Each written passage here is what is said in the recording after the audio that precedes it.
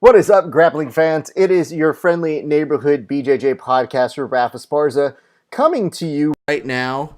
It is 5:08 Best Coast time. It is a pleasure to see you. We have a great night full of fights for you, I think, unless they get canceled by COVID. Honestly, it's hard to tell what's going to happen anymore.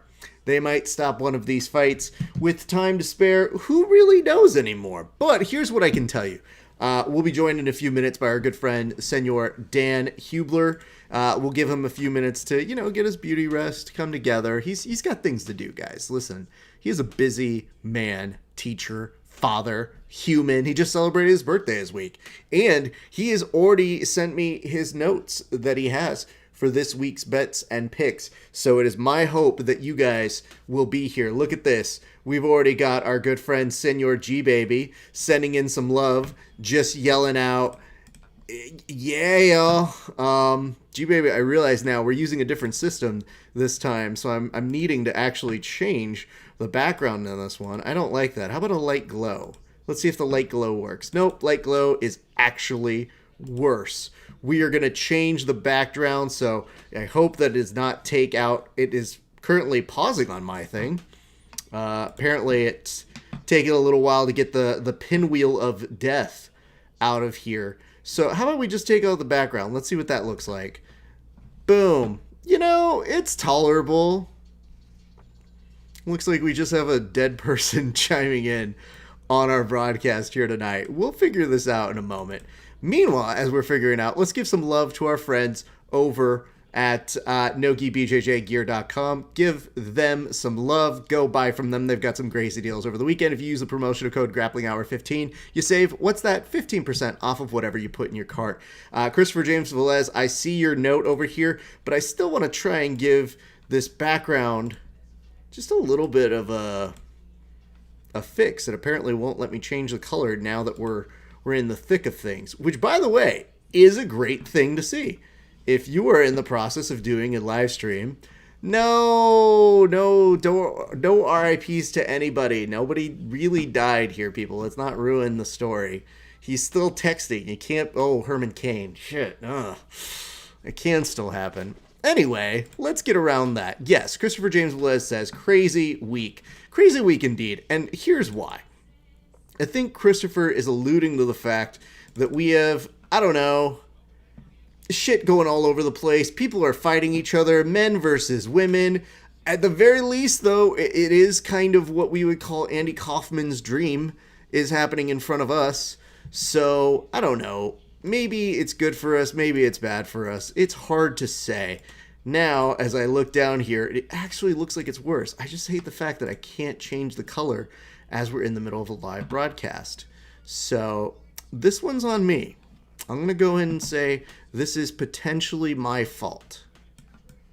Yeah, look how worse that makes that thing. Anyway, we're about to get ready with the beginning of tonight's fight night. We will get to that in just a second. And we also want to give some love to our friends over at Dodgy Collective. It is possible that everything I do to this in the comment section actually makes it worse. I think when we break for the main event, we may have to take a few seconds to go and remedy that. Anyway, for those of you joining us on different multiple channels, we basically watch the UFC live. Now tonight, it is in particular interest to us because there is Mike Tyson who is facing Roy Jones Jr. And normally that would be a slam dunk to go ahead and buy it. But it's $49, y'all. I don't know if I'm spending that. And unfortunately, I'm not the guy that shows it to you. However, if you stay with us, we do make it worth your while. We make some jokes. We get through it. We have a blast. So it's very possible I could order it. I just need convincing here. Look at this. Love it. Jit's mom is in the house. Yes, she is. The esteemed Doreen. Oh, good news, everybody. It does look over here. It makes like a noise in my earpiece when Dan is showing up. So we're going to bring him on in a second. But before we do, we have to run his branding. So while we wait for Dan to plug him in, let's go ahead with our new setup and put his intro music. Play his intro music. Bitch better have my money. Bitch better have my money. Hey, what you owe me? Bitch better have my money. Ladies and gentlemen, super excited to bring in our guest for today, Senor One. You know him, you love him, Senor Dan Hubler. Dan, how are you doing, sir? What's up, man? Pretty good. I like this new program. Looks a little bit cleaner. It is. than It's the a old one. higher resolution, and you haven't even seen what I truly have in store for you right now, because I knew you wanted to have more professional things ascribed to your name. You, outside of this little dog and pony show, you are a professional in the educating world, and I said, somebody who does that deserves something a little bit better, so here's what I brought for you. Look at this, Dan Hubler. Branding for Very you. nice. Love it. I would normally put someone like Dan on a task like this, but I can't make a multitask like that. Dan, how have you been this week, man? Pretty good. Pretty good. Pretty bored. Just staying at home as usual. But it just seems like this week has been kind of a little bit longer. I don't know why. Oh, sure. I mean, you say that, but I think for the first time in my life, in a very long time, I actually did what people called relax. I watched 3 movies on Thanksgiving Day because I did not see my family, and it started with Sandra Bullock in The Net, a classic, which, by the way, does not get more dated as the years go by. And then, I just kind of relaxed, man, and it was kind of nice. I didn't know you could do those things. Yeah, it has been nice not having to make. You have to go to the 3 different Thanksgiving dinners and drop by and see everyone, and it was kind of nice not having to do it this year. But look forward to it next year after not seeing everyone for so long. I mean, when we got to the Zoom call, all of us just kind of did this. Yeah, okay, all right, well, good, everybody. Glad we all saw each other and just go away. But not gonna lie, my wife definitely looked at me and goes, I'm so not stressed this year. This is blissful. The driving, the cooking. She goes, at a certain point, we had dinner at 8, or I'm not 8, 1:30 p.m. is when we had our Thanksgiving feast. So how do you celebrate the birthday when you can't do anything, Dan? I just do whatever I want. I never really like to make plans. I'm not that kind of guy. So my wife, usually just leaves me alone. And so, I played a lot of Xbox. I slept in, and that's pretty much it. Well, Dan, again, we're very pleased to have you on here. Now, here's some good news, bad news. Good news, I did make a few adjustments so that way, when we show your Risk It All picks this week, it looks a little cooler. So that's going to be cool. The unfortunate side is we're still in the process of figuring out how to plug in your analysis. So we're going to get there when we get there. But for right now, I just want you to take a look and I'm going to probably ask you a question once I show this. But let's take a look at the format that we had. Now, mind you, I didn't have you in the original picture when I put this together. So let's see how this one looks in 3, 2, 1. Look at this.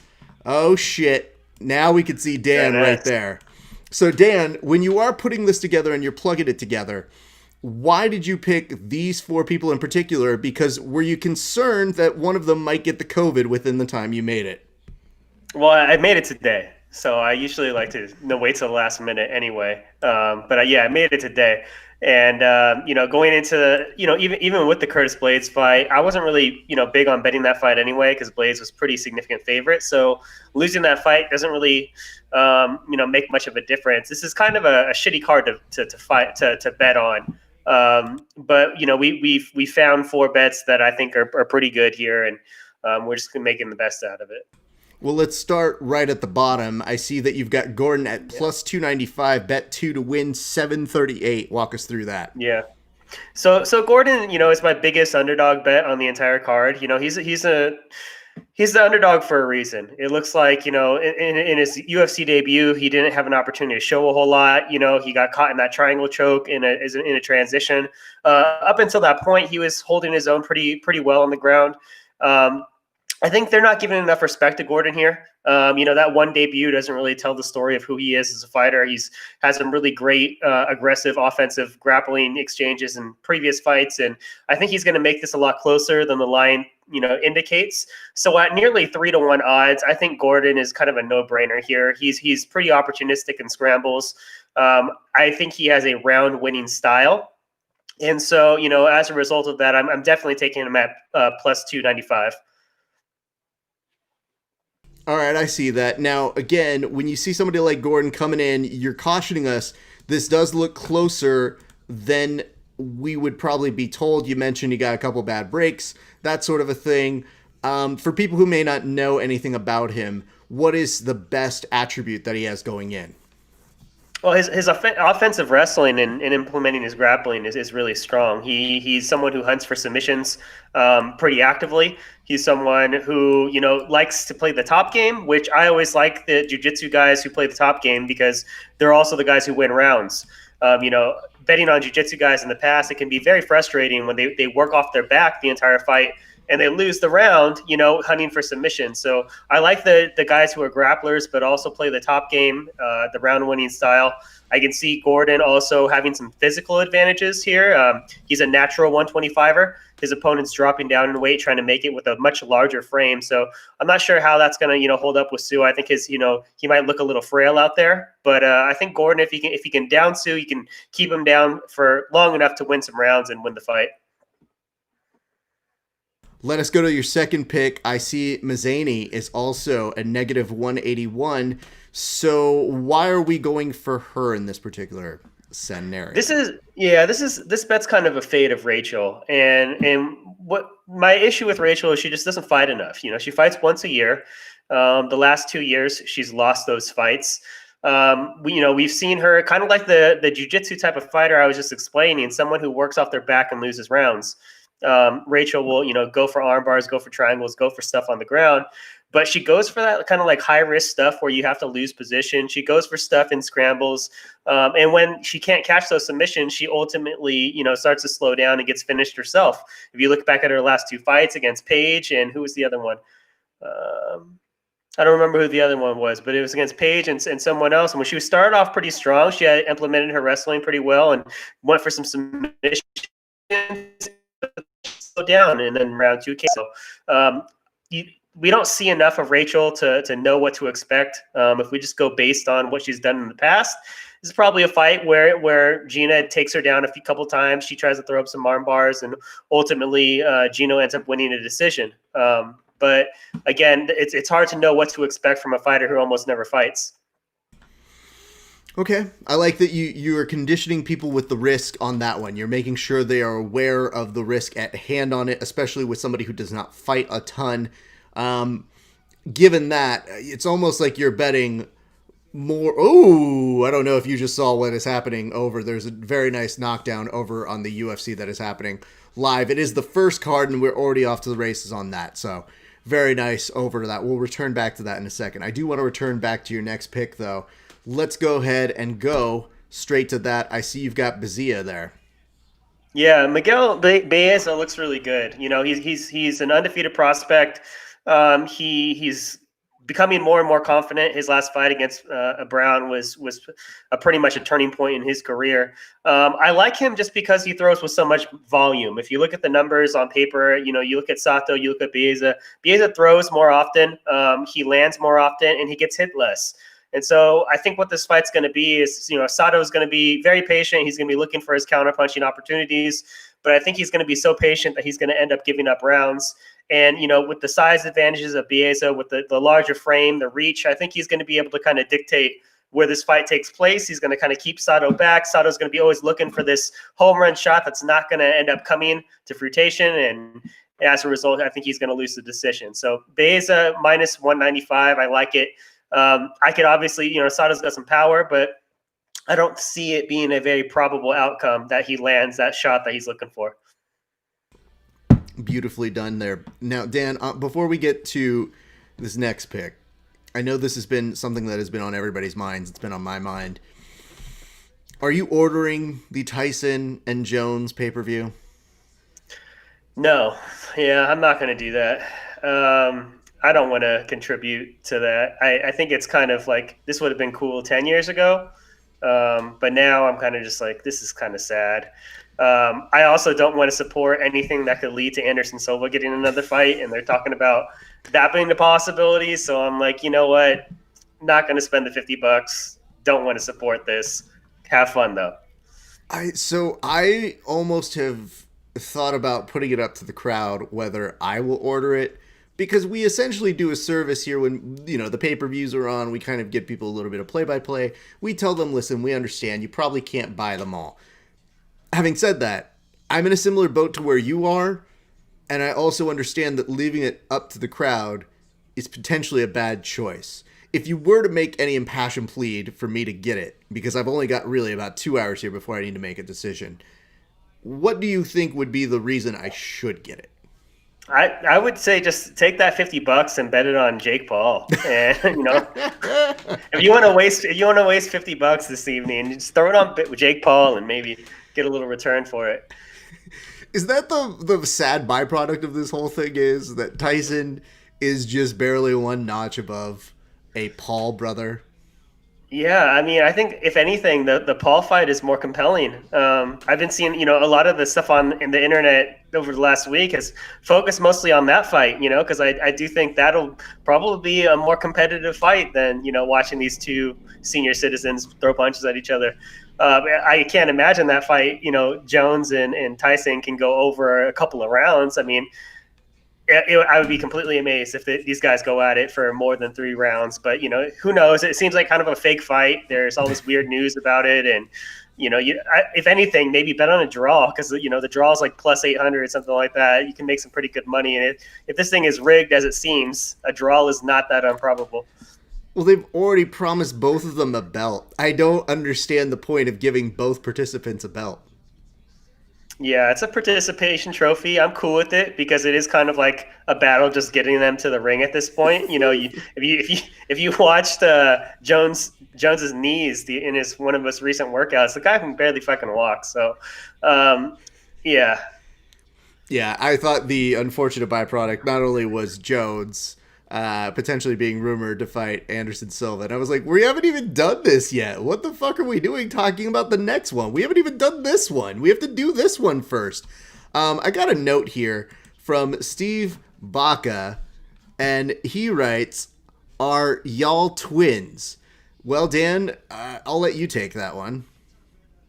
I mean, I guess the low resolution coming from my computer does make my beard look a little bit more significant than it is, but there's not really much here. So there's not a ton of similarities between myself and Dan, though we both enjoy the fights. We both enjoy a good bet, but I don't know that there's a ton else. I've got the full beard. He's got the power mustache. So, he's also wearing a hat. So I don't know how much more you could figure this out. Unless I'm really pulling off a good Eddie Murphy here, then perfectly fine. All right, let's go back to where you left off. This is the top line of your bet. Walk us through why we should be going for Clark at plus 5.5. Yeah, so there's a lot, and it kind of depends on how you feel about Anthony Smith at this point in his career. And do you think the last couple of fights have been one-offs, or do you think that's kind of the way things are going? I'm taking that as kind of, the way of things are going. I think his career is kind of going down a bit in terms of how competitive he can be at the top levels. So I am going to take Clark in this fight. I do think he has more upside here. I think when we look at Anthony Smith's most recent fights, you can't ignore the fact that he's got his ass kicked for 6 rounds in a row. If you think about, the Glover fight where he was not only giving up a 10-8 round, at least one in that fight before he got stopped. And you think about the Rakic fight right after that, arguably one of those rounds was 10-8 also. This guy's got his ass kicked for like the last half an hour in the cage. And, all of this kind of changed after that home invasion. I don't know if he ever really recovered from it. But since all that happened, he hasn't been, his old self. And so with that all in mind, I am going to take Clark. I think Clark's going to be a little bit busier. He's going to implement the takedowns and kind of make this a bit of a grind. And I think, if you look at the fact that this is now a championship fight, 5-rounder, I think that kind of also favors Clark because if you think about, Anthony Smith in his last couple of fights where he's gone into championship rounds, he hasn't won any of them. He gave up a 10-8 round against John Jones. He lost the round 5. He gave up a 10-8 against Teixeira. He got finished the round after that. The one round where he's been successful was a round 4 against Alex Gustafsson, and that was a comeback victory that shocked a lot of people. So I think as far as championship rounds go, his track record hasn't been so solid, and all things kind of point to taking the underdog line on Clark. Real important question here, Dan. All things considered, somebody breaks into your home. They have high school wrestling as their background. Are you able to take that gentleman? It just seems like a lot of effort for them to do all that just to get shot by little old me. So, yeah, I mean, I just feel like I feel like the guy probably needs to see like a sports psychologist or something, because he, in some of the interviews he gave, it sounded like that was a pretty, disturbing thing for him, and he just hasn't looked the same since. So I don't know what that has to do with it, or if he even does have anything to do with it. But I do think, since all that happened last year, he just hasn't looked himself. He really hasn't. I do want to give you a couple compliments, because we did talk a little bit about the differences between me and you. But G-Baby has said Dan's mustache needs its own IG account. #majestic. Thank you. I mean, it kind of does. All I post is pictures of my kids and occasional selfies of my mustache, so it's kind of does. It's pretty impressive that you've gotten to the point now where at least some of the folks who do watch our show are like, Dan's become notable enough. I better see an account just of his mustache now. Yeah, it does. The low resolution definitely does do me some favors as far as everything. My skin looks great. We also got a note here from Christopher James Velez, who chimed in just a few minutes earlier and says, I don't want to see the geriatric boxing championship. Yeah, I mean, I won't go as far as to say I don't want to see it. I'll say I don't want to support it. I'll definitely watch the highlights on SportsCenter or whatever it is. And, with morbid curiosity, I want to know what happens. But the thing just seems like so bizarre, and these guys are so fucking old, and and then the interviews are like, oh, you can't knock each other out, but we're going to knock each other out. Like, wink, wink. Like, it's just way too much. I mean, if you're okay with betting on like WWE, bet on this too, because you're betting on what is likely a predetermined outcome that both parties have agreed to. Is there a rematch clause in this contract? Do we know that? It just seems too shady to. I don't know. I mean, I've bet on like Russian high school soccer, so I'm not one to talk, but it just seems like kind of something you shouldn't bet on. Well, Dan, I'm very sorry that you can't see the beauty of whatever the clusterfuck we're about to potentially see here this evening, but it's a thing, and we're going to probably be subject to whatever it is. And the fact that it keeps building momentum tells me these probably won't be the last kinds of things that we're going to see. And I do have to apologize to the screenwriters behind the bulk of Robert De Niro and Sylvester Stallone movies, in which I said, well, those things could never happen. You couldn't put a simulation and then people would fight each other. That's 2 Sylvester Stallone movies they've used that in. And yet, here we are. Yeah, I'm not big on Sylvester Stallone movies since Rocky 2. I think that's the last one I watched. You didn't watch Rocky 4? Is that the one where he fights in the parking lot? No, Rocky 5 is the one. Rocky versus Ukraine. Okay. Yeah, I think I watched Drago. Okay, that's 4. That's all you need. Okay, all right, that's the last one I watched. It just celebrated an anniversary. I think it's 35 years old. We're very pleased to hear that it has celebrated it nicely, and I'm very proud of it. Dan, do you have any parting words for our fans, our viewers? Because, again, the COVID seems to be taking off a lot of these main cards, and I know it's hard to stay optimistic as we're closing down the year. I mean, yeah, they're taking fights off the cards, but I mean, at least we're in a place where we have a fight every single weekend, pretty much. I mean, we're blessed in that regard. If you go back not that long ago, and there was only one pay-per-view every single month, if that, we are definitely spoiled as far as that goes. So I will watch every single fight, regardless of which main events get canceled. I will appreciate the fact that I can do this and not have to look for Russian soccer games bet on, and just have fun and hope for the best. I don't know if you saw the finish, but there was a finish in that last fight. It was Nate Madness. Did you happen to see that? Yeah, I did see it. Yeah, and it's kind of the story of Luke Sanders' whole career. If you look at just his losses in the UFC, the guy has started off great, like on the feet, landing some shots. In round one, he looked pretty good in that fight and landing some shots. And then he just gets caught in submissions. And it's happened to him. I think this is now the fourth time where he's been looking pretty good in a fight and then gets submitted in the second round. So not sure what that's all about, but sucks. It happens. I was going to ask, do you mind giving the cheers before you exit, sir, to Senor Mannion? Yeah, I didn't think he looked great again in his debut, which was, it was a late notice fight, I think, and it was against what's that guy's name? Kid Kemvo. What's his name? I forget his real name. Johnny Munoz out of Sequence Jiu-Jitsu. I thought Johnny won that fight, and they gave it to Anthony. I didn't think he really deserved it, but he came back and put on a great performance and showed that he deserves to be here. And so, cheers to him. Good luck on your career, Dan, the king of. I don't think I can clip that, but hey, it is a toast, and we always appreciate it, Dan.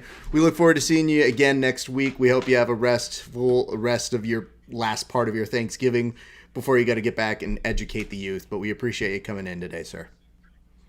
All right, take care, guys. Bye. All right, man. Have a great one.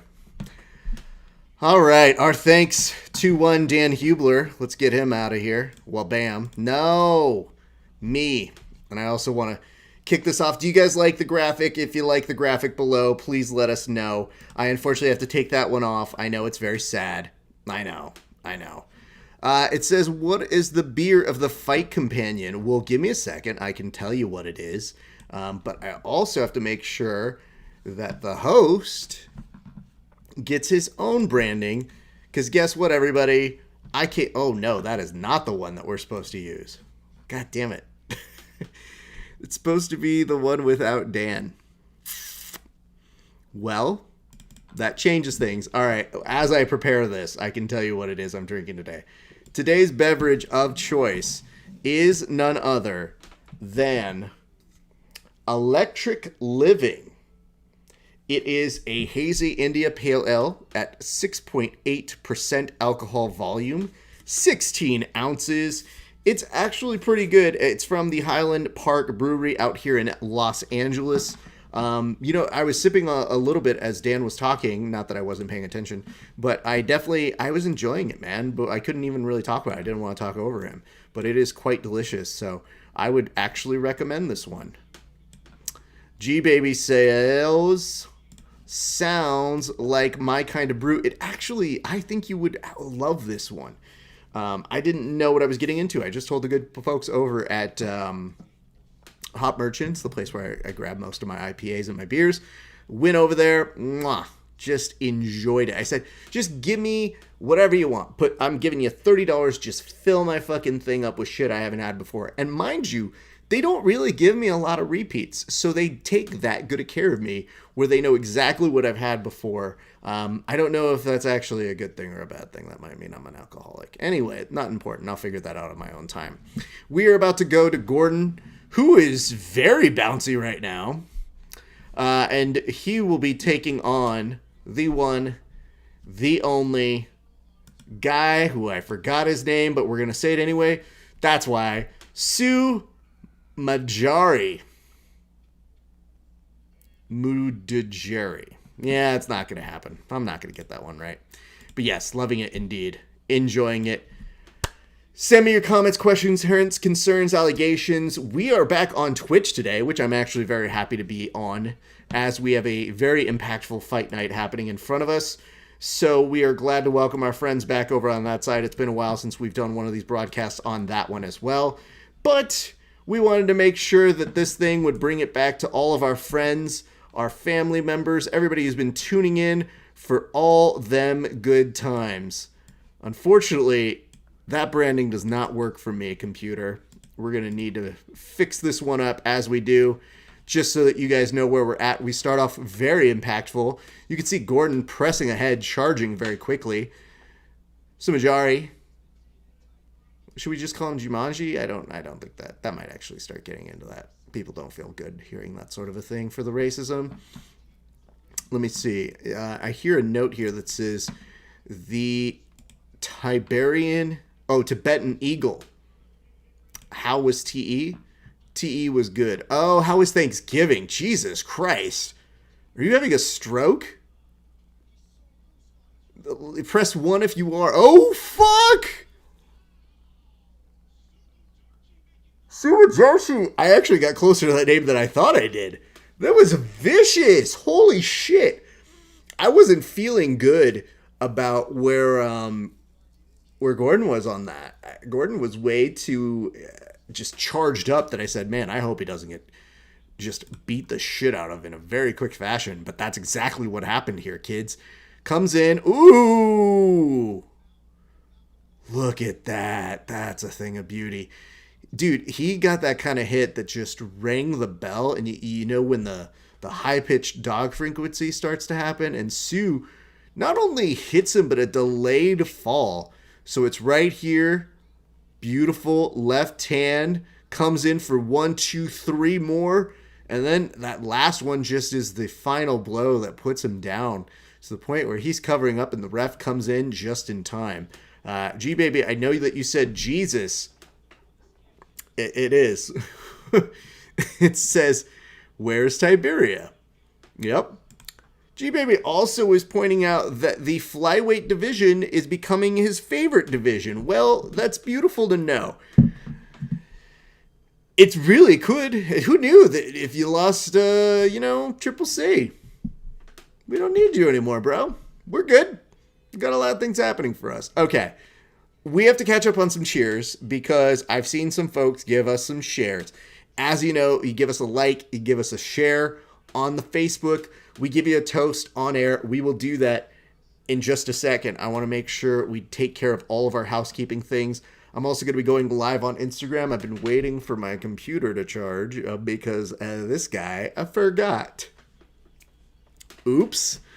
So I got up and I was like, hey, I wonder if my phone and my iPad are charged today. Oh, I didn't charge it. Let's see. Yep. Smart move here, Rafa Esparza.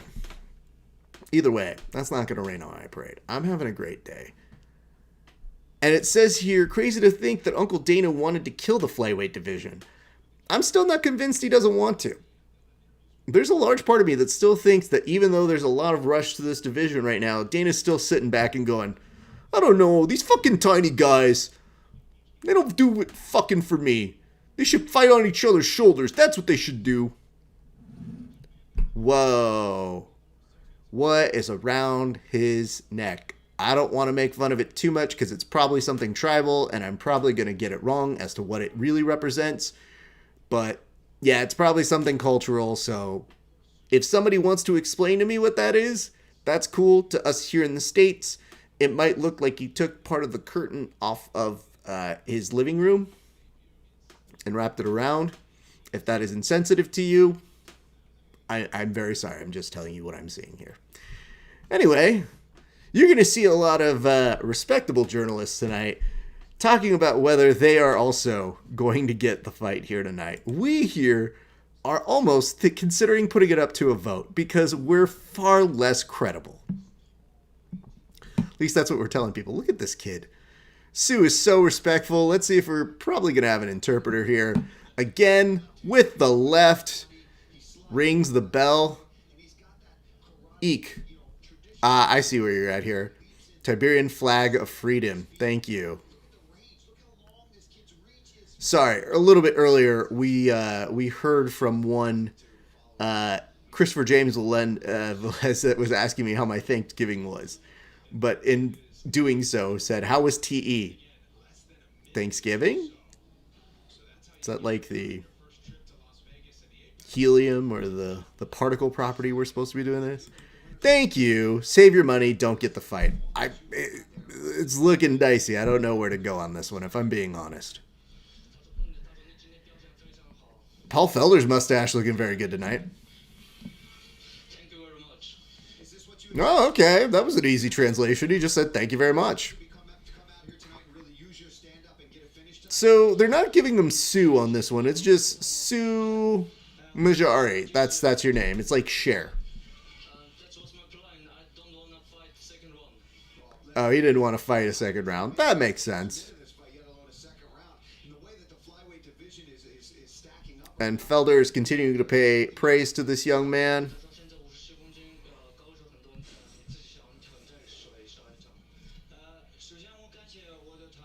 This is his longest answer yet.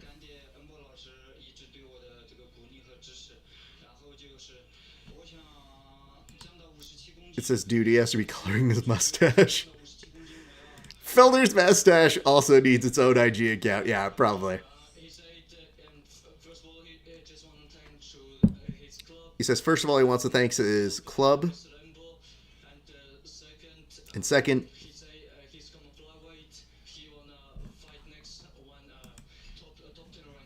oh, now he wants to fight somebody in the top 10. Yeah, cool.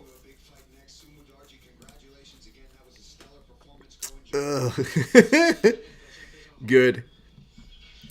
Well, okay, what's not working in my favor to order this here tonight is that Marwanalo is commentating that, and I have needed a Morrow fix for a little bit. So it's Morrow on the call with Sugar Ray Leonard and Israel Adesanya. And the overall host is Mario Lopez? Ugh, plus minus here. This is all over the place tricky.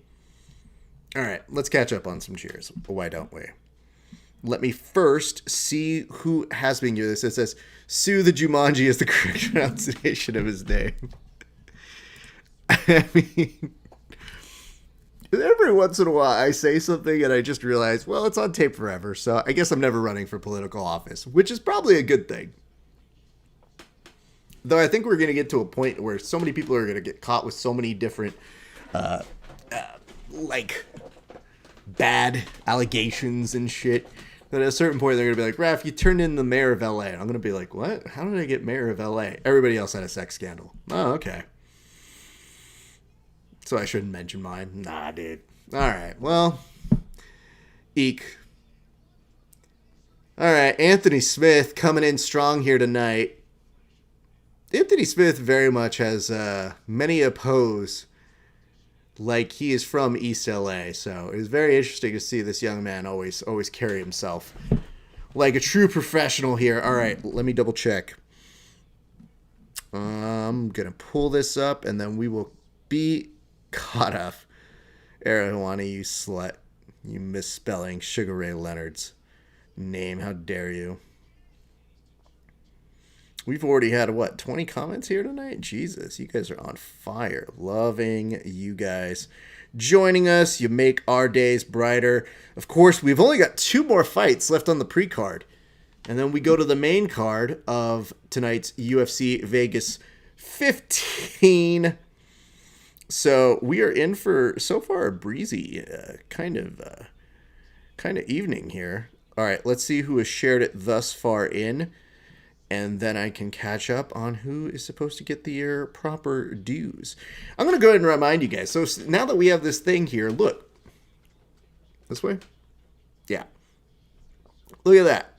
I made it so much easier for you. Literally go to any of those and give us a follow. If you're really loving us, go to them all. That would be great.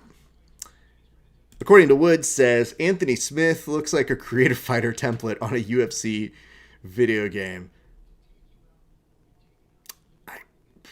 Okay, I'm gonna thank you for that one, Woods. You may notice my response time has very little to do with you. I just read ahead and I read this comment. Now, G-Baby, I'm gonna ask you, are you proofreading what you're sending me before you send it out?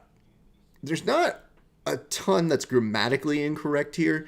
It's just, did you read it to yourself before pressing send?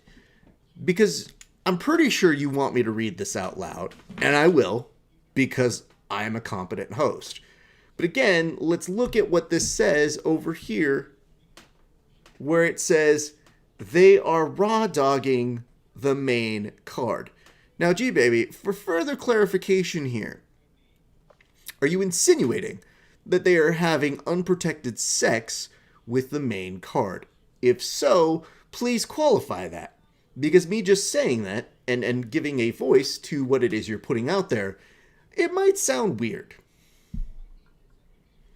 Thank you for trying to salvage this. Calma, look at you. As I bring all of that up, you go right back to business. Rachel, by decision. Well, you would be at odds with our good friend Dan Hubler, and it says, it's a comedian. It's what I do.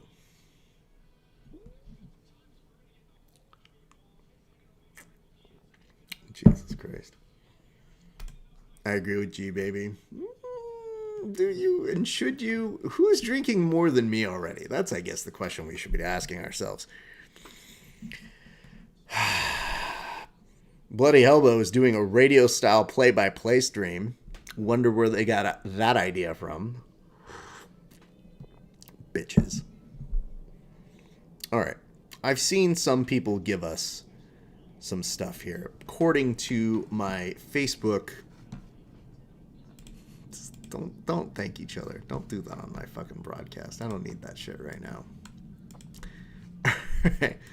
Let's see what you guys have been doing in the shares so that way I can give you your due props. It's taking my Facebook a second to get back on the same page. Once we do that, we will get to the part where I've been saying we were going to do this and do it live. Here we go. The 4 shares that I've seen thus far in come from, first and foremost, this cheers goes on out to G-Baby. G-Baby, we want to thank you for raw dogging our comment section. I don't know what that means, but when you put comments like they're raw dogging this, hold on, let's just make sure. I want to see that I do it properly. When you put comments like this in the comment section, you know, I feel it's only appropriate to say thank you for raw dogging our comment section. I think that's what you're supposed to say. Am I using it right in the sentence? I don't know. Cheers to you, sir. Much love and appreciation. All right, that didn't sound right, but okay. Walt Harris looks like a gigantic blueberry. I agree. He actually looks like what happens before the Oompa Loompas come to pick him and take him away out of the factory. That's what somebody needs to put up immediately. They need to put up a meme that says, "Sorry, Walt Harris. It looks like you won't get the chocolate factory after all." Woo! Okay, this is not more alcohol than I need at all. Next. Sounds like a great segue to the cheers. It was. I also like that Anthony Smith is what a Tap Out t-shirt would look like if it became human. Yeah, that sounds like something Pixar needs to get on top of very quickly. Pixar is going to do the next movie where they go, what if a Tap Out t-shirt became a real boy? And that real boy became a penultimate contender for the UFC light heavyweight title. Only to come up short against a high school wrestler. Is that what that says? Damn, it's got to be rough. A high school wrestler who tried to rob him. Lionheart. Just without Jean-Claude Van Damme. Coming next summer, probably. Does that seem like a good scenario? Did I just write a screenplay in front of you guys? The things I do for this show. Swear to God. Christopher James Velez also gave us a cheers. Let's catch up on that one right now. And Christopher James Velez says, watching the fights with Rap Esparza on Grappling Hour. First and foremost, thank you. So, Chris, here's what I'm going to say about you. This cheers goes on out to Christopher James Velez, who is doing the best to try and convince me not to get the Mike Tyson and Ray Jones Jr. pay-per-view fight because he values my $49. And that's why I value him as a friend and long time fan of both Verbal Tap and the Grappling Hour. Christopher, I don't know what we'd do without you. Actually, I do. I probably might have ordered it. Still not sure I won't, but let's see what happens. Cheers to you, sir.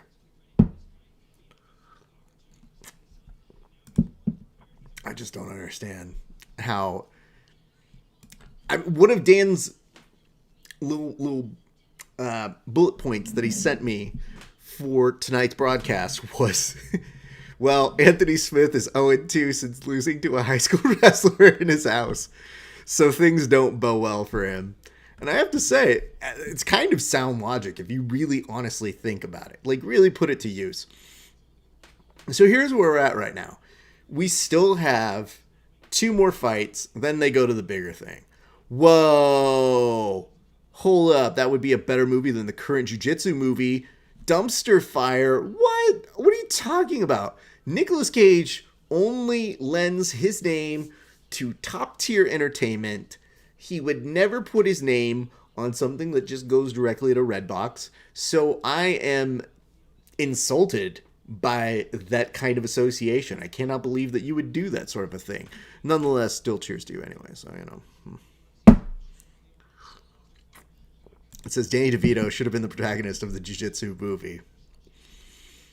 You know, there's a movie called Heist, and it's written by the esteemed playwright David Mamet, who loves a good fuck more than anybody in all of screenplay writing. And David Mamet writes this movie Heist, and I look at it and I go, Gene Hackman? Oh, that's going to be a great movie. Who's the bad guy in it? It's Danny DeVito. And I remember turning to my sister when I saw that, and I said, who's going to be afraid of Danny DeVito? If he's not the Penguin, he's perfectly serviceable. Turns out he reads a very good script. However, having said that, I still contend we're right. It says, the tap-out t-shirt didn't come up short. It came up vertically challenged. Brain is power. Yes. We'll go with that. And this says, this set back BJJ more than G and Agi. First of all, I think G and Agi probably put BJJ on the map. If you're really being honest with yourself here. Because think about it. BJJ was like right here, and it was starting to like climb. And then G and Agi happened, and before you know it, now they're on streaming platforms. So I think you could make a reasonable argument that G and Agi is the reason that we have so much money in our sport. You're afraid of Danny DeVito. He's your height. I don't know what to tell you. Danny DeVito, what the fuck is G and Agi? No. First of all, you have to be joking. Because if you are not, Christopher James Velez, it is on you to put it in the comment section. Immediately put it, well, he's watching on YouTube, so it might be hard to pick that up. But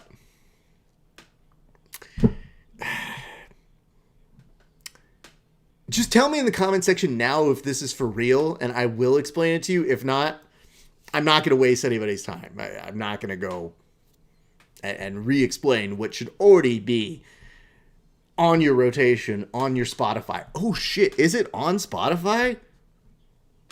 Hold on. Some ventures and sidetracks are worth it on this program. Thank you, Christopher. I believe you are doing the Lord's work here. Let's see here. G in a gi. Unfortunately, people, it is it is currently not on Spotify. So, bad news on that one. However, it's real. There's no going back here. I'll tell you this much right now, Woods. Once you hear this song, like, there's a before you hear G and Agi and after you hear it. And I think the G Baby has an apt description of what it is. Not I'm Afraid of Danny DeVito, though we've covered that. It's the stairway to heaven of our time. In fact, when you were in a dojo or a gym, you aren't allowed to play it, much like you're not allowed to play Stairway when you're at a Guitar Center. Ooh, those are out of business now. Yikes. It's a strange world. Christopher James Velez says, I put it in the YouTube comments. And he also said, got ya. Look at this diverse person who can go between the different streaming platforms. Thank you, Christopher James Velez. You get a second toast. Christopher James Velez. Not quite the young Jamie of this broadcast, but still maybe just as valuable, if not more valuable, than young Jamie. Cheers to you. Yeah, it's a song. So I'm gonna give you a minute. You can mute us for however long it takes you to listen and to process it. That's the best thing I can say to you. It's just the first time I heard it, I thought I was being pranked. The second time I heard it, I realized I might be pranking someone else. The third time I heard it, I said, this is glorious. And yes, did we ever do a remix on Verbal Tap of G and a Gee? The answer is yes. God, we have lived many different lives on this show, my friends. Oof. This is interesting. Look at this. This is just a nice clip Octavio put up. There was a combat jiu-jitsu qualifier for the females that I believe is happening next month. Jesus, and apparently there was blood. Oh shit, you guys cannot see this. But the person underneath is apparently bleeding as she is in dire straits in this position. Thanks, Octavio. I'll send him a note a little bit later. So many people with so many different emotions about this Roy Jones Jr. fight. I am one of them. Oh, look at this. We have fans. Yay, who are chiming in with some notes. Christopher James says, Snap City, right? That was it. That was ours. Appreciate that. Two Toast Velez coming in with that fire. Well, also, Adam Woods has shared it twice. So I believe he has shared it both on Facebook and on YouTube. So we will give him a toast as well. It's going to be 2 toasts for one Adam Woods coming up in a second. And we will have reason to cheers. Oh, we will. Especially after he hears G and a Gee coming in on, woo, that hot fire. But yes, if you ever look up Snap City and you look up Verbal Tap, you'll find ours. Maybe if you guys are good in between the break here, between the 5 and 7 p.m. broadcast, maybe I'll go find it. I don't know if we'll get sued for doing that one. Not sued, but taken down. Anyway, we're on to our next fight here, everybody. It's a flyweight bout. So you may be wondering, this is how I sound a little bit stronger on the Instagram. We're going to go ahead and put this one on up in just a few seconds. I hope you don't mind if I take a moment to address them. I think you'll be okay with it. The pay-per-view is starting now for the Roy Jones Jr. and Mike Tyson one. Why no Bruce Buffer here tonight? I don't know. Maybe he had tickets to the Jones and Tyson debacle. Hard to say here, bud. Also, I'm not in charge here. But Jesus Christ, this is a fucking travesty. I'm wondering if I should just put it on my phone and have some friends send me some clips of it. Because I feel like maybe that's the right thing. Anyway, Christopher James Velez, I have no idea. Couldn't tell you if I tried. But here we go. We're going to go live just so we're in time for this next bout. And we will be doing it in 3, 2, 1. As it checks the connection.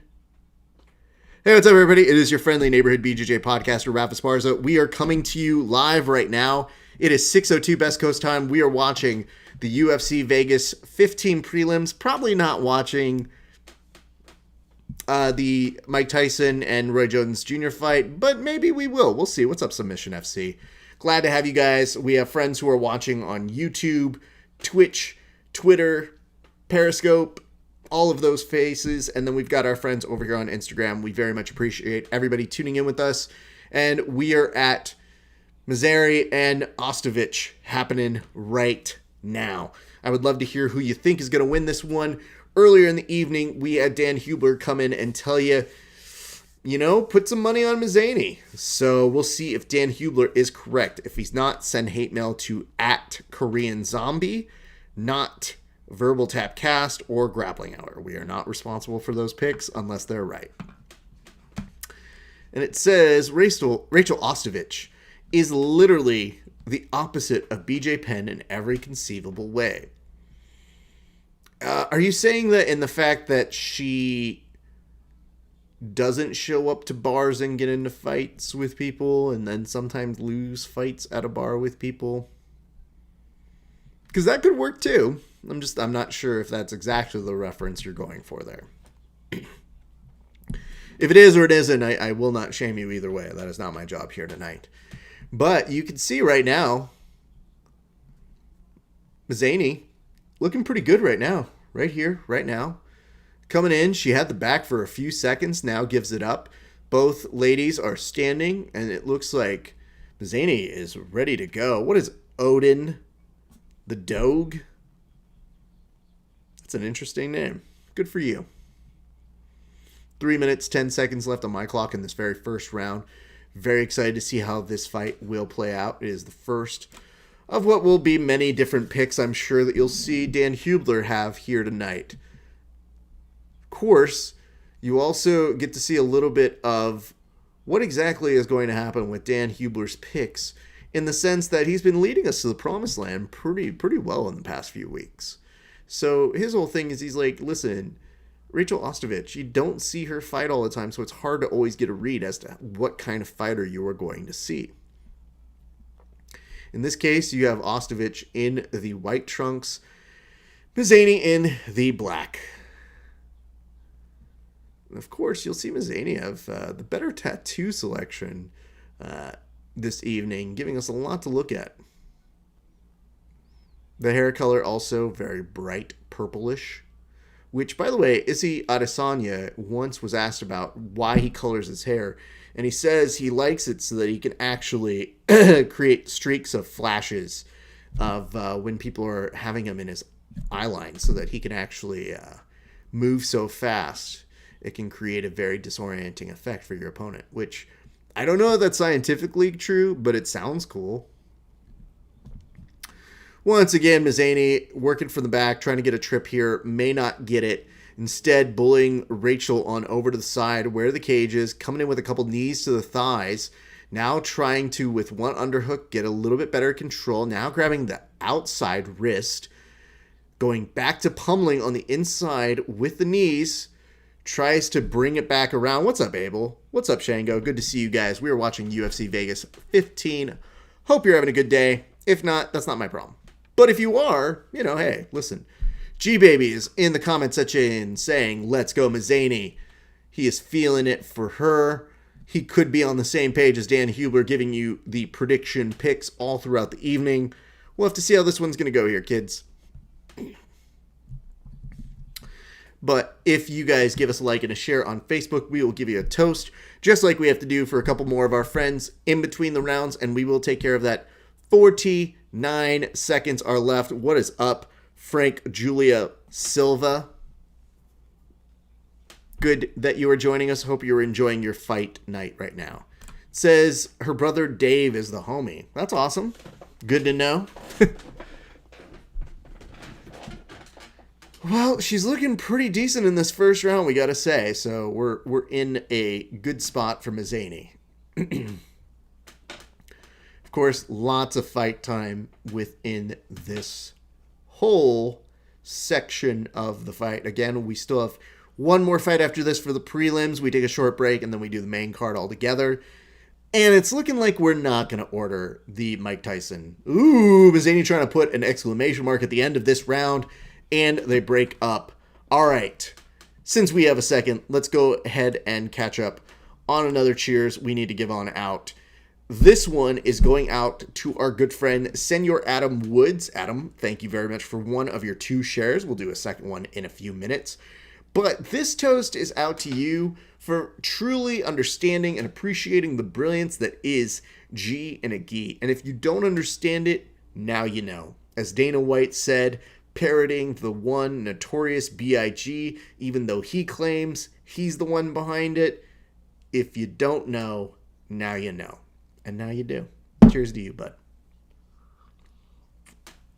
There are a lot of commas in that one. I realize that. I get it. I like to use M dashes when I write. M dashes being them together little dashes that allow you to make a run-on sentence sound pretty. That's my jam here, fam. Anyway, if you guys want to get one of those toasts, all you have to do, give us a like and a share on your Facebook.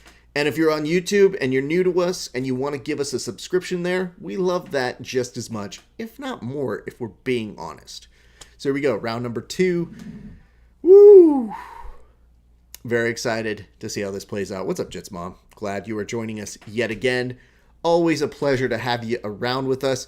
And Mazzani coming in. Woo! Almost gave a little bit of her balance away. Rachel Ostrovich still trying to get a takedown here. Mazzani keeping her balance up very well. What's up, Seamus? Seamus, how you doing, bud? Hope you are well, my friend. It has been too long since I have seen you.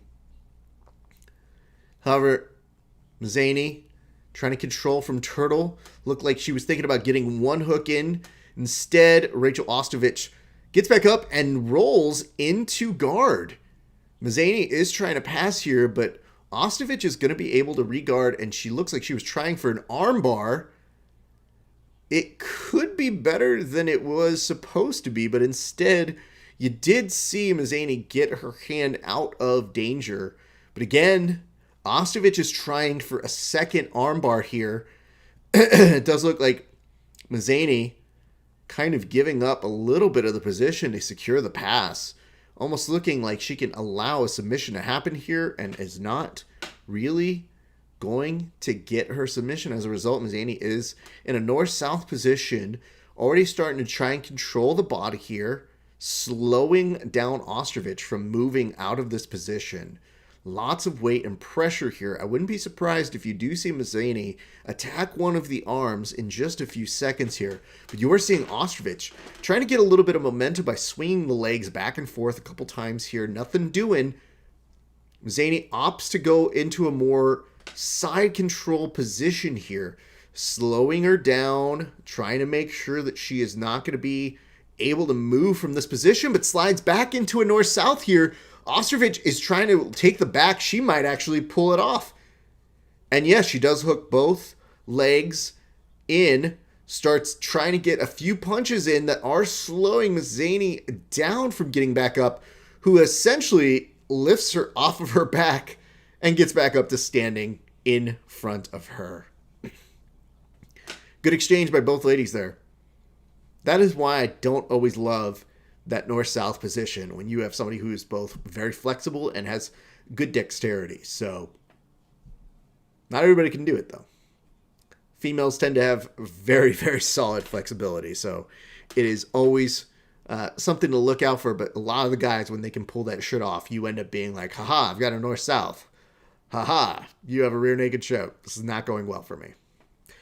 What is up, Anthony Lopez? Good to see you. Hope you're having a great holiday. Hope you had a fantastic Thanksgiving. Give my best to everybody in the family. Of course, you're going to see Mazzani gets a really solid takedown here, and it's going to have 1:47 to work from this position, which is not great news, if we're being honest, for Rachel Ostrovich.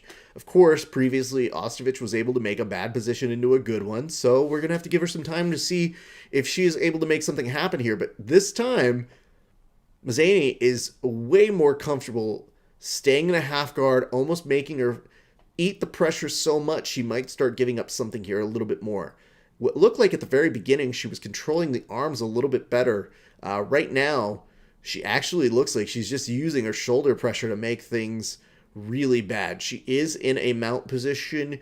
It could very easily be put into a quarter guard here, but you did see Ostrovich time out her escape. And it says, what are we watching tonight? We are watching UFC Vegas 15. It is highly unlikely that we will be watching the Roy Jones Jr. Mike Tyson fight as a full thing.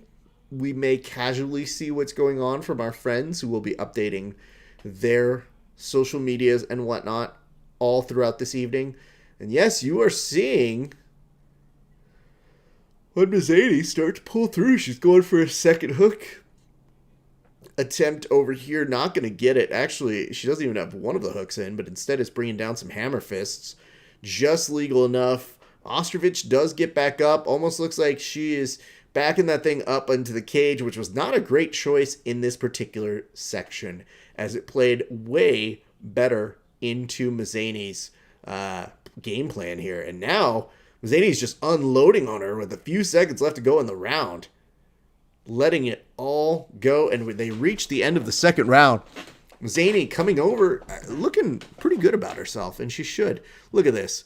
Dane Donovan, the esteemed Dane Donovan, welcome back to the show. What is up, K. Whitaker 999? Glad you could be joining us. Let's catch up on a cheers. We do need to go ahead and give one in real quick. I want to give a toast to one Megan Johnson. Megan, thank you so much for all of your support. We always appreciate you. It's glad that you're finding your way back.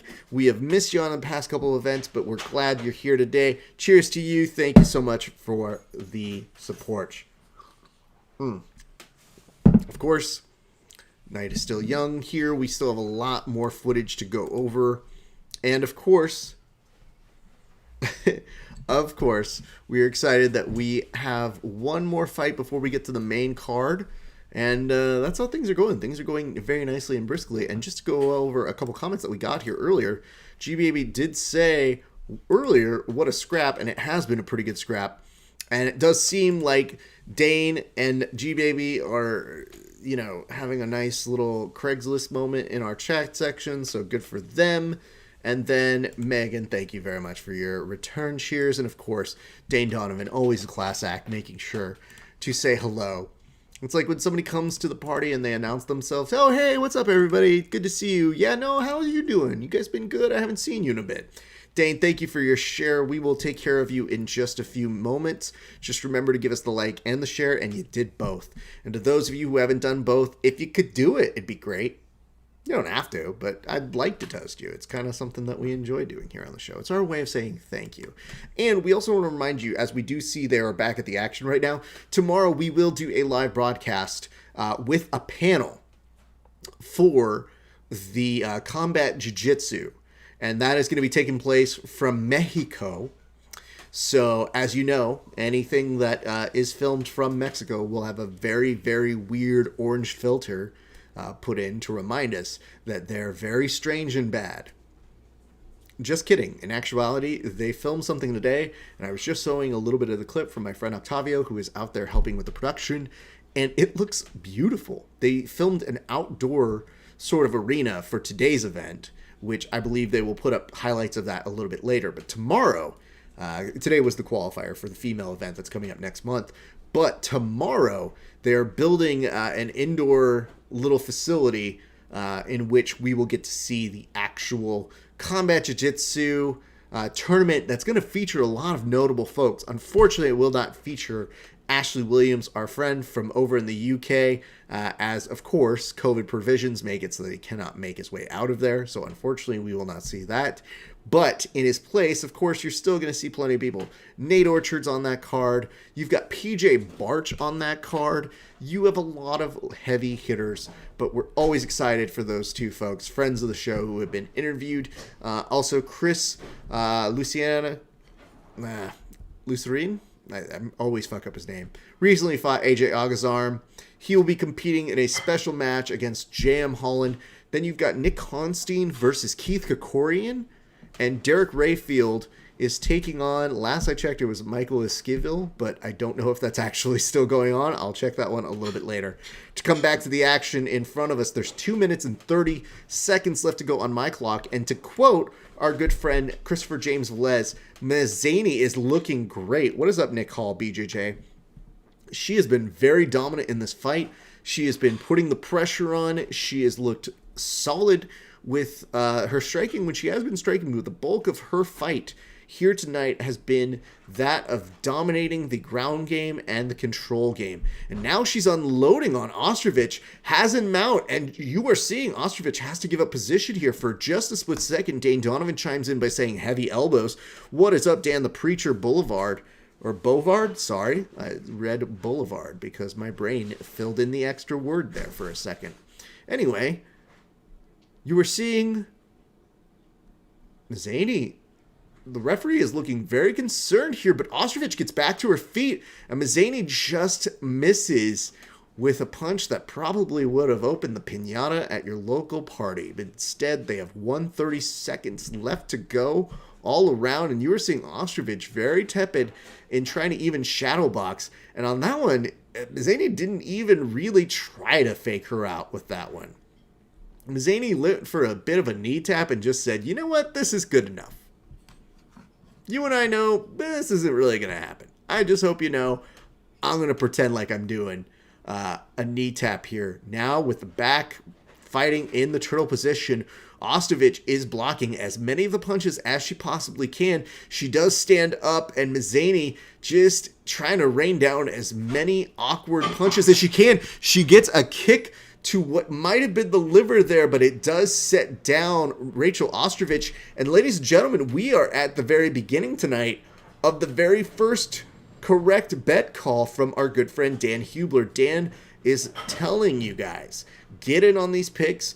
He is seeing the correct things thus far. Also, it's just the first pick of 4. So let's not go too far out of the realm here. He definitely got that one right. Mazzani misses and then quickly adapts on this next exchange that they show here. It is a kick that makes Ostrovich bowl over and just, it looked like it was so pain. Here, there, and it says, wow, body kick. I see another one that says, wow, body kick. Both of you guys, Dane Donovan and Christopher James West, saying the same thing. Mazzani is going over to comfort Rachel Ostrovich off the camera. And it says, dude, that was the big toe right to the liver. Absolutely it was. I wanted to see it played back just to make sure. But yeah, that was not the kind of thing that you ever want to eat in a fight. So it is easy to see what set her down, because at the very beginning of that fight, we were all wondering, I wonder how this will play out. Let's see how if Dan's right. Oh, God.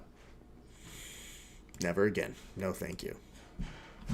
So that's what we got going on. Dane Donovan, I will do your toast in a second because we do have to get these in before we take a short little break and then come back for the main card. So cheers, everybody. Come on through for some prelim coverage. Bam. Putting that one on out there. I will say, it says, what about Mike Tyson's fight? We've been talking about this for a little bit here, man. I can't find it in me to order it. Now, that doesn't mean that I won't accept if one of you guys tells me what's going on, or you just so happen to show me parts of what's happening. That I'm fine with. But it's $49.99, y'all. And I let everybody here make their compelling arguments as to why I should get it, and nobody had one. In fact, everybody said, don't order it. And that's weird because normally people come on this show to ask me to specifically watch it for them. So when the people who come here say, you know what, you don't have to. You know what, you can take that one off. It is symbolic and very, very interesting for a fight that most of you don't even want to see. Having said that, Ernesto, thank you very much for joining us. It says, who you got in that fight? I would say probably Tyson. I think that is the smart money. We have a couple notes here. The first of which coming from Dane Donovan. And it said, no knockouts allowed on that Tyson fight, ? So here's where things are very strange. They created these rules. So first of all, no knockouts. It's an exhibition match. It is only 2 minutes for 8 rounds. They both get a fucking title for whatever reason. Participation trophy, #. And the big news was apparently they aren't allowed to knock one another out. So for all these reasons and more, we just ask her, what's that? What's the point? Producer wife Kelly asks, what is the point of it? Well, I think the point is to protect the fighters who are old so that they don't really sustain too many injuries. What's up, Poppy the Comic? What is up? I don't know. I say that one. But yes, I think it's just... Oh, what's the point for us? It's just for shits and giggles. It's just to show that they still have it. Now, this week, both Tyson and Jones Jr. were basically saying in media obligations, we're going to go out there and try and look for the knockout. We're still going to try and knock each other out. So I think we're getting played.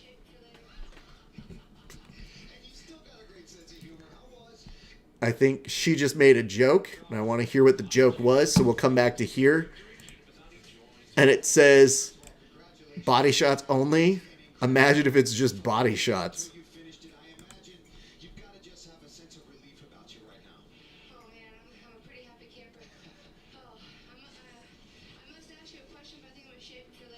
Oh, good for her. Gina Mazzani coming in with a mustache joke at one Paul Felder. Sticks the landing, I gotta say. Good for her. She just fought 3 rounds of a fight, gets a finish, and still able to go ahead and cap on Paul Felder's mustache. Mwah, chef's kiss. Did you just say you're due for a second toast? Well, not with that attitude. You might be put on a back burner there, Woods. I know who I still have to toast. Oof. Wiz Khalifa apparently performed at the Tyson Jones fight. And Jamie Ortiz and Suleiman Segua.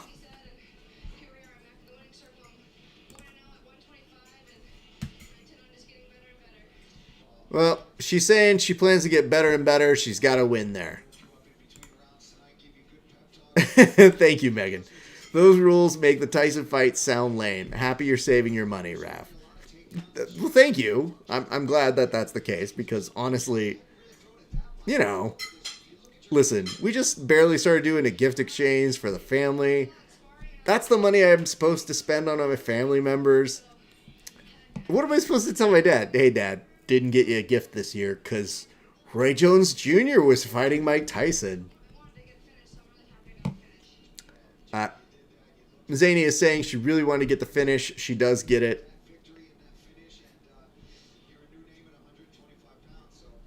And Felder gives her a nice nod of approval.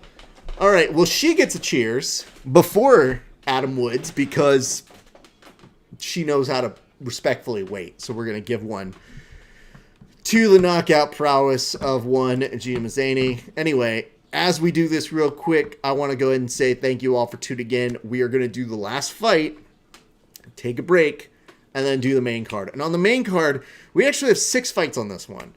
But it should be some good ones because we have friend of the show, Ashley Evans Smith, fighting Norma Dermount Viana, who unfortunately did not make weight. Dan the Preacher Boulevard says, wow, thanks for your insight. What do you think Khabib's last fight is going to be against? That assumes that Khabib is going to fight. Khabib, rumored today, as according to MMA Funny MMA, he bought like a fighting organization for $1 million. Is apparently the thing. Now, he allegedly is supposed to meet with Dana White, and I don't know if whatever that's supposed to be. So, I would tell you this. I think if Khabib wants to retire, let him retire. It's GSP, but I don't want to see him fight GSP. Give me a time machine with GSP from 2008, and then I'm vaguely interested in that fight.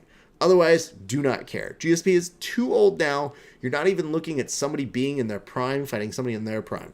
You're finding somebody who was the king of their division at a certain period of time and was dominant, fighting a dude who just decided, you know what, I'm just too good, so I'm going to go in. Also, GSP has said in many interviews that he's teasing it, 155 or 170. You still keep acting like this is going to happen here, bro. And first of all, Khabib isn't going to go up to a second division. Not to my knowledge. If that is the special thing that he's talking with Dana about, I would be highly surprised. But that story about his mom wanting him to retire, you think the workaround for that one is him being like, Mom, I promise you I won't fight anymore. At 155, wink.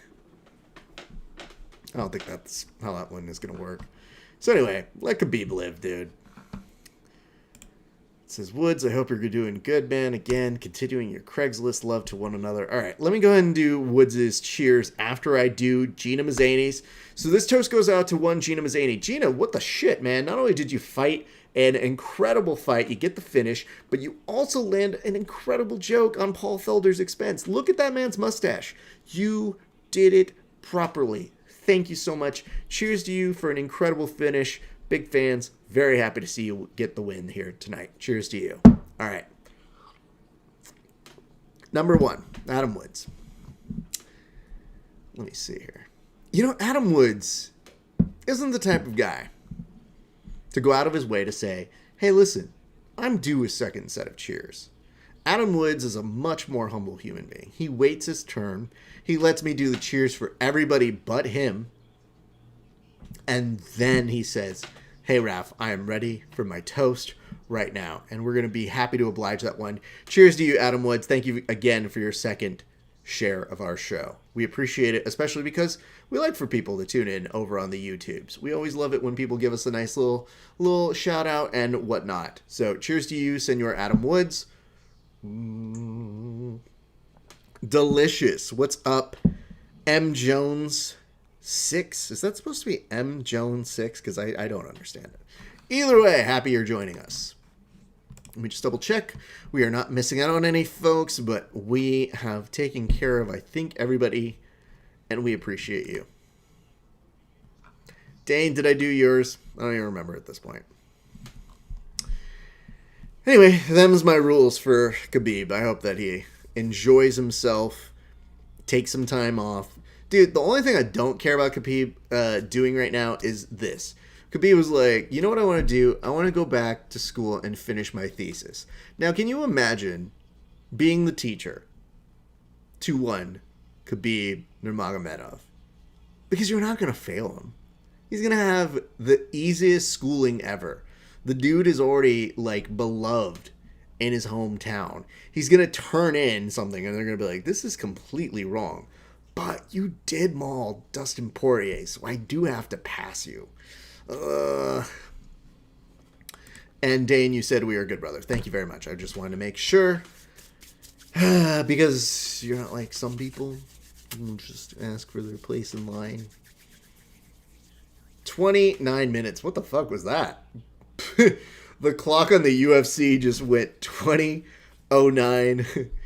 And then all of a sudden, it just started counting upwards. It's like what all of us are fearing is going to happen when this year's New Year's happens.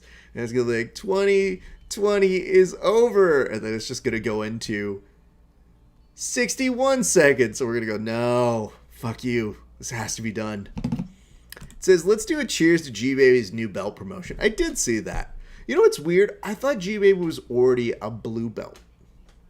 So it definitely came as a little bit of a shock to see that hadn't been done yet. So yeah, I'm sure we could say that. Hey, toast to you, G-Baby. Congratulations on being a blue belt. Also, fuck you for making me think that I was your blue belt. You know, I thought at the very beginning you already had this belt. So let's just say, I thought you were already there, but toast to you having it finally. Cheers. Brian of the Jungle, I'm glad you are joining us, sir. Hope you're doing well. Of course, G-Baby ranked under our good friend Nasty Nate Harris out in... Where are you guys? Sometimes I forget. It's not the New Mexico, right? It's the New Mexico. Yeah. And it says, cheers, G-Baby on the belt. Yeah, it's pretty dope, man. They're good people. We enjoy them.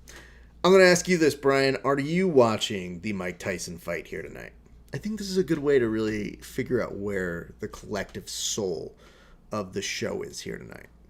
We have some people who I don't think they're enthusiastic by it, but some people will buy it just because it's an event and they want to be a part of something.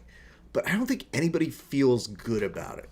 Earlier today, we saw one of the guests of our show, good friend Joe Selecki, that put up in a very honest way, and it says, I'm really worried I'm going to cave and cough up $50 for the exhibition boxing match pay-per-view tonight. 3 days ago, I was convinced there's no way I'm ordering it. Now, the closer it gets... it says... NEIPA. The IPA today is actually the Electric Living Hazy IPA. And it comes from the good folks over here at Highland Park Brewery in Los Angeles. It is a beautiful, beautiful beginning to my day. So I am very much enjoying it for this broadcast. But I'm very sorry, Joe Selecki. That is the case that we are all enduring here tonight. Trying to figure out why we would ever buy that one. Question to us, it says, how do you think Martin Day and Howie Day are related? Especially since they both use their respective instruments to hashtag collide. Hold on. I'll get to you, Woods. I want to answer this question, which is, not so much. Like, why? I feel you. I think we're all in the same place as to why is this happening. But you know what the worst part about it is? And we covered this with Hubler a little bit earlier. Logan Paul getting a co-main spot on a Mike Tyson fight is, I think, more damaging to the collective psyche of all of us who are fight fans. Like, to me, him getting that caliber of a slot, using him obviously to get more people interested in this one. I remember when he was fighting for $10. I still didn't order that. And now he's co-main eventing an event with Mike Tyson. My stomach just hurts from that sort of information. That's on top of all the stupid rules. Anyway, Martin Day versus Anderson Dos Santos. This should be an interesting match. We'll get to it in a minute. But yes, Martin Day and Howie Day. I mean, honestly, I would tell you, it's very possible, you know, that little thing that people say that sometimes the kids get switched at birth or something. That's probably the most likely scenario.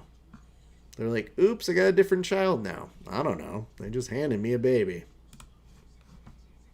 I think years ago, that was like an actual concern to people.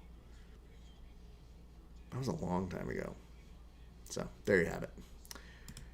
Christopher James Velez chimes in before I even asks, really. And it says, Dos Santos. Oh, it's Logan Paul versus Nate Robinson. Yeah, that's the match. That is the co-main event of that event.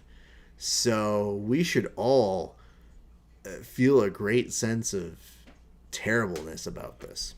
And yet, you know, it's probably going to do good numbers. So we'll see. Plus, people have been talking about it for so long that now they're just probably in the place of, I might as well just see it all the way through. Oh, shit. So apparently Wiz Khalifa did a medley or a few songs. One of my friends chimed in and said, if Wiz Khalifa sings one more damn song, I swear to God, that bodes well. Well, it's already paying off for not ordering the event thus far in. Eek. Let's see what you guys chimed in with this one. It says, I couldn't give a dime to Paul, brother. Good for you. Stay strong on that. Jacob Logan gets the real hype, and I guess, but he doesn't deserve to fight professionals like Conor or Mayweather. Yeah, he's now starting to try this whole, like, hey, I'm going to fight Dylan Dennis first, then... Oh, you thought it was Jake. Okay, let me admit something to you. I don't know the difference between them because they're both the same white dude. They look exactly the same to me. And every time I see them, I go, they serve the exact same purpose. Which is just, they go do things on the YouTube, and they are of varying degrees of boringness on there. But they have a following. So, I guess, good for them. But tell me the difference between the two of them, because I clearly don't know what it is. Anyway, I thought it was Jake. Yeah, sure, probably. This comment says, Jake Paul is the definition of entitlement. Yeah. Oh, yeah, that works. It's Jake. Thank you. Yeah, so apparently the comment that I saw earlier, though, that I can tell you, is that he was saying that after he fights here, he wants to work his way up to fighting Dylan Dennis, Then he's going to fight Conor because at some point he's going to get a crack at Conor. And all I could think of was, ugh, I like this a lot better when he said he wanted to fight Ben Askren because he said, I think I have better stand-up than Ben Askren. And on that one I said, you know what? That one's okay because Askren's striking sucks like real bad. That one is of very little interest to me as well, so that could exist, and that's fine. Brian of the Jungle says, I hope Nate wins. I think my time's off here. Couldn't say. I see here Anderson Dos Santos, and it says, I don't know who I want to lose more, Jake or Dylan. Yeah, somebody asked me, they go, Raph, who do you have in Jake versus Dylan? And I said, the Rapture. I'd like for, that's when we know, like, it's come to an end. That's the moment when it just, or if they could just double KO, whatever scenario in which something terrible happens is fine by me. But those aren't fights. That should be the exhibition match. That should be the one where they go, you know what? They both get a participation trophy. Boom. See, exactly. Christopher James Bliss, he understands. He says, why not a double KO? And it says the only time that I want a double KO. So see, we're all on the same page here. We just don't want it to happen. And yet, that's probably all the more reason that it will happen. So that's why you have to mentally prepare yourself for the inevitability of them using their clout, their following, to get people interested. Dylan and Ben will kill him. Ben beat a bunch of high-class fighters. But see, here's the difference. Ben was talking about his striking being better than Paul's. And on that one, ooh. Also, the two of them would fight us to extreme boredom. Like, all of us would go to sleep in that fight. So, there's that one. It said Raph wins. Raph is the winner. That's awesome. Thank you. I don't know exactly what I did to deserve that one. But, oh my God. All I'm going to say is bless you, Dan the Preacher Boulevard. Thank you very much. Appreciate you. Oh no. There we go. Ooh. Sorry to your friends watching on. Give us 1 second to fix this problem here. There we go. Sorry to everybody listening over on the main broadcast. For a split second, it switched out my microphone, but now we are back in business, and we are doing that. So, Raph wins. I'm gonna live with that for a good while. So anyway, I guess what we could say is we are watching Day and Dos Santos in the yellow trunks and Day in the black trunks. Day coming in with a couple very nice kicks to the inside. Dos Santos returning with a left kick of his own. See, here's the thing I'm going to tell you, Dan.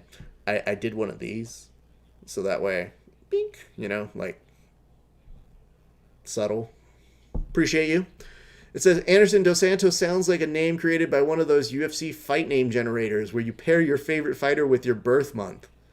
That's true. It is essentially the Cosmo test to figuring out how one of us should have a nickname, should we ever need that one. Shango coming in and says, shout out Mauro Ranallo and Izzy on the commentary for the Tyson fight. So Mauro was actually one of the reasons I thought I should get it. It was one of the few times I was like, I do love Mauro and I always like supporting him. But I'm pretty sure if I went up to Mauro in person, I'd be like, yo, dude, ooh, nice takedown attempt by Dos Santos. It looks like he might be in on a takedown here. Might be able to get a suplex. We'll have to watch it out in just a second here. And it says Dos Santos has power in those hands, unlike Ben Askren, who G-Baby did say Ben's hands are very questionable. And I think that is a fair assessment because look at him. What is up, Make Dow? Thank you very much for joining along. And it says, he is an OG. Indeed. So it looks like we are now in some walkouts. Apparently for a certain set of fights that I definitely would not be watching. 226 left to go in the first round. Christopher James Velez giving some nice compliments over to the double leg there. You were saying Morrow is an OG. Absolutely. Morrow is squad goals, fam.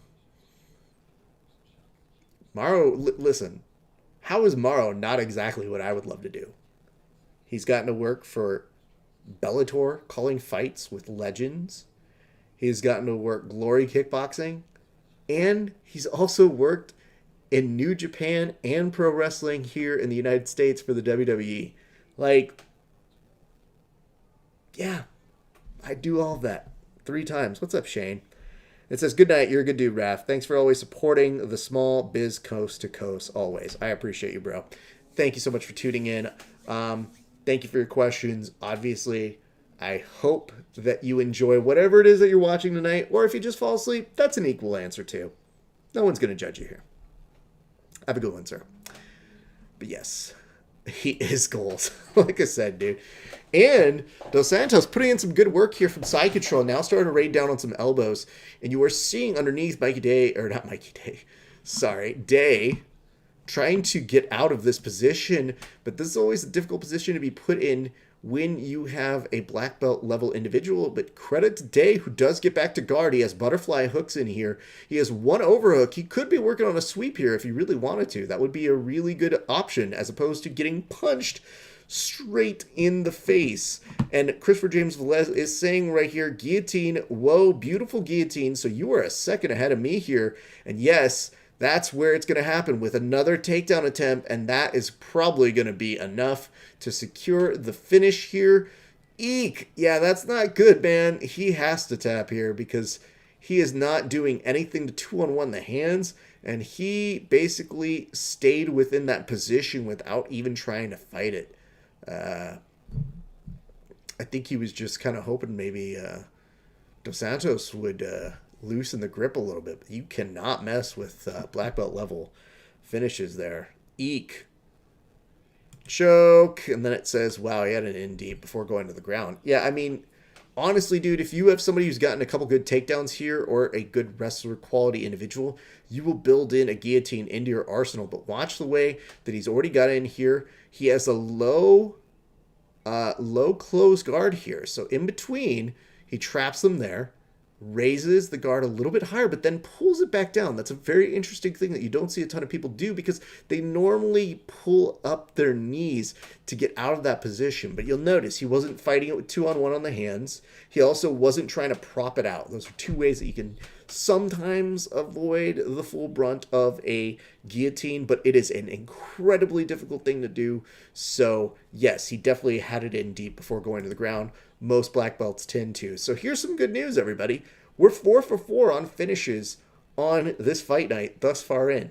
That's a good way to start. What's up, Todd Atkins? Thank you for joining us. So we are continuing to progress this evening. We're very pleased that all of you guys are joining us. Let's do a quick cheers because here's the bad news on this one. The unfortunate news of this fight. Whenever we do these cheers, a lot of the fighters tend to see them and they'll kind of watch and they'll we get notes every once in a while and that's how we secure some of these interviews and it's always fun. On this one, Anderson Dos Santos is not going to watch this one. So we might as well just get it done here right now. This cheers goes on out to one Anderson Dos Santos. Congratulations to you. That guillotine looked impeccable. Your top pressure looked amazing.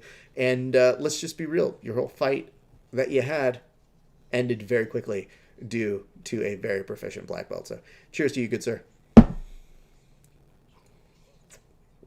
All right.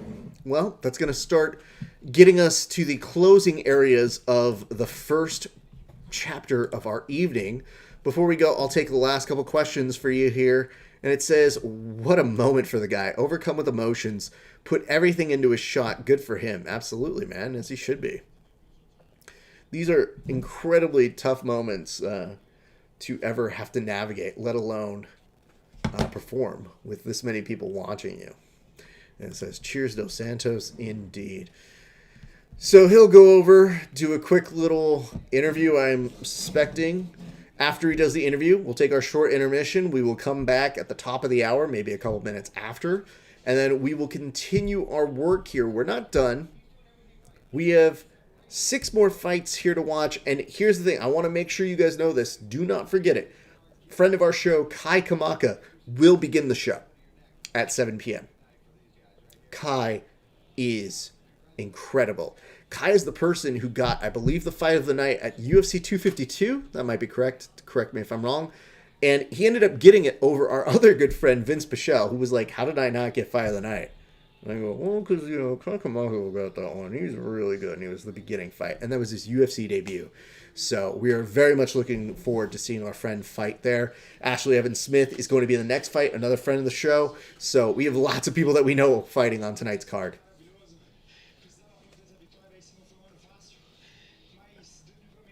All right, he is in the Portuguese.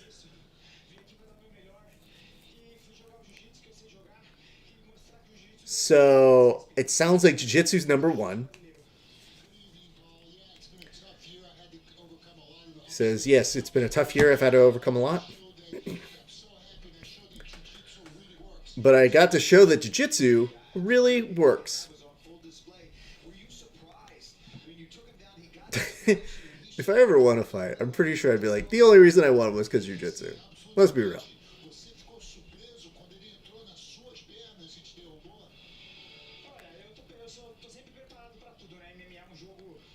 Okay.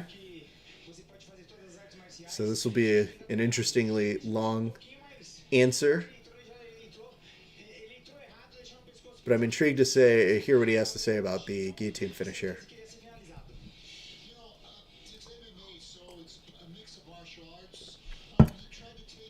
You know, it's MMA. He tried to take a jiu-jitsu black belt down, and what else do you expect? Felder giving him some nice due for his hands. Now he's asking him, how long before we see you back in here? I really should just come up with a standard set of pre-selected questions that I should just pop up when they say them. Like, who do you want to fight next? When we getting you back out here?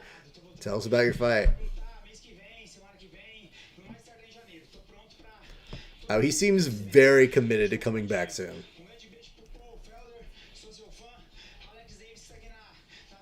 Felder's looking because he's like, did you just say my name, bro? Because, like, are you trying to fight me right now? I'm just doing this. Coming off a tough year with the injury to his shoulder.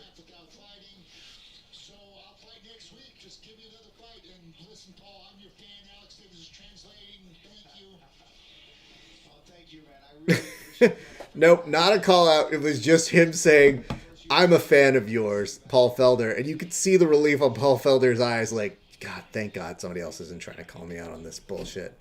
That is the unfortunate thing about being a current fighter whenever you are doing the duties for the commentary booth. All right. As we mentioned, we're taking a short break. We're going to come back. Top of the hour, Kai Kamaka. Do not miss him. Immediately after him, Ashley Evans Smith fights next. So those are the 2 fights that will begin the card over at 7 p.m. We look forward to seeing you come back to join us. Thank you so much. My name is Rafa Esparza. We'll see you guys back in about 10 minutes or so. All right. Peace.